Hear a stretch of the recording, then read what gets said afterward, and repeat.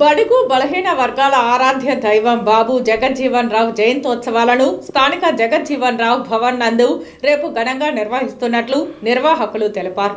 Tirupati press క్లబ్లో గురువారం media సమావేశంలో నిర్వాహకులు మాట్లాడారు. భారతదేశ మాజీ ఉప ప్రధాని డాక్టర్ బాబు జగజ్జీవన్ రావు గారి 117వ జయంతి రేపు భారతదేశం మొత్తంగా జరుగుతుంది. తిరుపతి నూతన జిల్లాగా ఏర్పడిన తర్వాత ఇది 3వ జయంతిని మేము డాక్టర్ బాబు జగజ్జీవన్ రావు మెమోరియల్ ట్రస్ట్ భవన్ ఆధ్వర్యంలో నిర్వహిస్తున్నాం.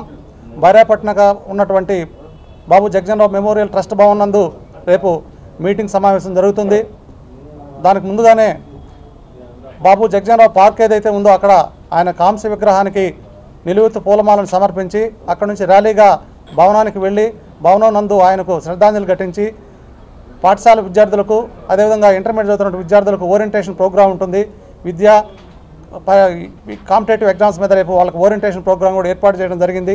రేపు కమిటీ యావత్ మొత్తం కూడా ఆధ్వర్యంలో ఈ జయంతి ఉత్సవాలను ఘనంగా భార్యాపట్నం ఉన్నటువంటి బాబు జగజ్జీవన్ రావు భవన్ నందు ఘనంగా నిర్వహిస్తామని చెప్పి పత్రికాముఖంగా యావత్ ప్రజలకు, నాయకులకు, సంఘ నాయకులకు, బీసీ, ఎస్టీ, మైనార్టీ నాయకులకు అందరికీ కూడా తెలియజేస్తున్నాం.